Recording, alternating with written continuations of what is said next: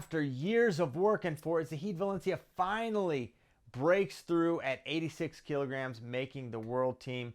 And for Zahed Valencia, there's so much excitement about how he could potentially do at the World Championships. But a couple things we got to get into. One, how did we get here? How was Zahed Valencia able to change kind of his typical outcomes and wind up on this world team? And two, how does he fare against a very, very deep 86 kilogram weight class? Well, I mentioned that Zahid's been working at this weight for a while. We've seen him at Final X. He lost to David Taylor. We've seen him at the Olympic trials. He loses to Aaron Brooks.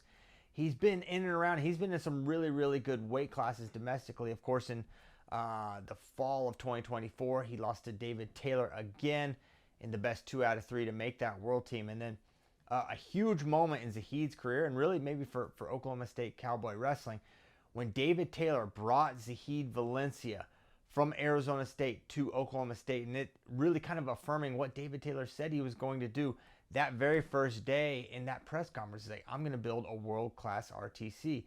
And Zahed Valencia was really one of those first key pieces. They've since added Joey McKenna, Roman Bravo Young, among others. But really bringing Zahed was that first statement like, wow, they're really looking to build a world-class RTC. And now the question is, you don't go there just to go there. You go there to improve your results. And how has that worked out? Well, we know he's on the world team, but you look a level deeper. He's 18-0. This is John Kozak tweeted this. He's 18-0, 12 techs, outscoring his opponents 170 to 21. So he's been fantastic. He's been outstanding. He has separated from the field, and he had to go through a pretty tough field to make this world team, taking out a legend in Kyle Dake. Now, Kyle Dake, coming up from 74 kilograms, is he fully accustomed to the 86 kilogram battles, the rigors that are required there? Maybe not. But still, beating Kyle Dake under any circumstances is a huge, huge achievement. But now the question is, what's next? And while this is only his second world team and his first time at 86, one thing you have to remember is that Zahed has had a very active senior level career. He has a ton of international matches, not just including his times on age level world teams where he's a junior world silver medalist, I believe. I know he's a medal, not gold. But he's been going overseas wrestling in ranking series events, and he just has a lot of international matches. And now that experience is going to be absolutely necessary when you look at this field. And while, just to give you a picture of how good this weight is, last year, you had the Olympic champion Ramazanov of Bulgaria, and he was going to be back this year. And going into the World Championships, many people did not feel that Ramazanov was even the favorite, even though he's the reigning Olympic champion with a win over Aaron Brooks and Hassan Yazdani Charati. Everyone was saying, probably not him. We probably think Iran's Cameron Gasimpour is the favorite.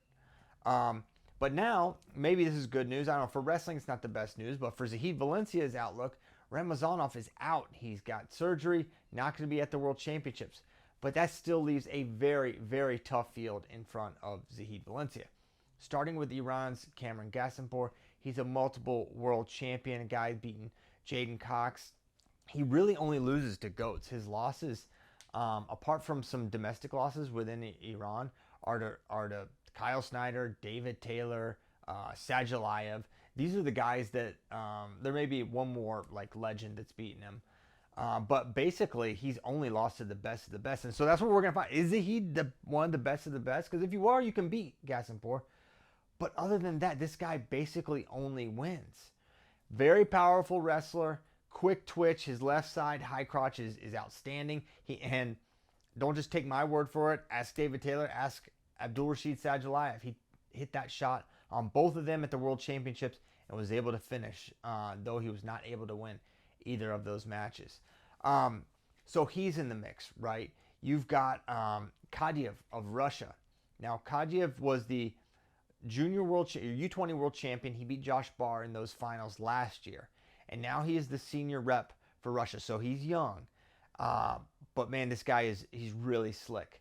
And he had a great match with Gasimpour, whereas he caught him with a couple. He's tricky, is how I would describe him. He's not a guy that's going to come out and generate a lot with his leg attacks. But when you're attacking him, when you're in exchanges, Kadiev's very, very dangerous. And I think he's absolutely a gold medal threat. He got really tired against Gasimpour. It was one of these exhibition pro league style matches. So how we know that there's in international wrestling, apart from maybe America and maybe Iran, the level of conditioning is really variable on these non-world or Olympic type of competitions. And so was it something like that? I don't like to give the benefit of the doubt just because of that, but it's something to maybe factor in and consider. And with Gadzhiev having an opportunity wrestling Gasimpur, you can't count him out. And against Zahed Valencia, I think it's a tough matchup. You've got Ishiguro of Japan a couple years ago. He actually teched Zahed Valencia. It was kind of an unbelievable match, sort of like how did this happen? It really unraveled. Zahed got turned a bunch. I don't expect that kind of match this time around. Aaron Brooks destroyed this guy at the Olympics last year, and I think Zahed will be able to win comfortably next time around.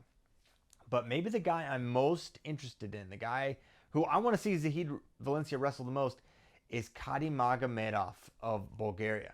Now, this is a name that for USA Wrestling fans, you more familiarize with 74 kilograms, the weight of Kyle Dake, because that's where he knocked off Kyle Dake at the 2021 Olympics. He made the Olympic finals, and that's where he's had the most success. And in international wrestling, I'll be honest, you hear a guy jumping up all these weight classes towards the end of their career, you can kind of write it off. You think about like Musakayev up at 70 now, you're like, all right, he's just kind of entering tournaments. This is not the best version. And you see this all over international wrestling. And that's kind of what I thought was going to be the case with Kadi. And then he goes to Euros, and I'll be darned if he didn't look amazing. Almost beat Ramazanov. Great match. He looks sharp. He looks plenty big for the weight. The variety in ways he can score, upper body, leg attacks, big fours, counters, reattacks. He's got everything. Can he win this tournament? I'm not sure, but can he beat Zahed Valencia?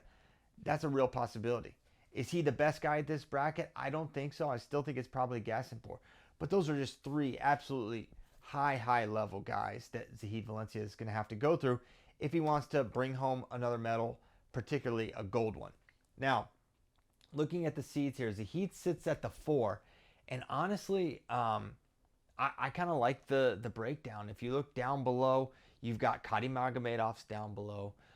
You've got Azerbaijan. You've got the Japanese wrestler Ishiguro down below. So a lot of the best guys are down below that are seeded. Now, as I scroll up here and I take a look at the rest, Gasimpur is unseeded. Gadzhiev is unseeded, right? So these are really good guys. A 79 kilogram world champion Kinchadze unseeded. Now I feel good. I feel better about that matchup, but the guy's a world champion. He won a bracket that had Jordan Burroughs in it. He has to be respected. So there's going to be a lot of potential landmines unseeded. And Zahed sits at the 4 seed. I think that's a decent spot for him, but that's guesswork at this point because you don't know who is going to be seated where. So 86 kilograms is a weight class that I think from an entertainment standpoint could be the one I'm most excited for, because all these guys have really different styles and a lot of scoring, a lot of action, a lot of potential champions. But at the end of the day, Gasimpur, until someone beats him that's not named David Taylor or Savage Live, you got to go with him. You got to go with him as the favorite. But you can't count Zahed Valencia out. His offense, his improvement that we've seen, who knows how much better he's going to be once he gets to Croatia. You cannot count Zahed Valencia out in this field. Cannot wait for 86 kilograms. Men's freestyle is September 13th through 16th. I forget which days Zahid's wrestling. I think he's the first and second days, but don't hold me to that. You can watch everything live on FloWrestling. I hope that you will. I'm lucky enough I get to go to Croatia. If there's anything you want me to check out, anything you want me to, any wrestlers you want me to interview, any content you want me to do, put it in the notes below. Thanks so much, and yeah, can't wait for these World Championships.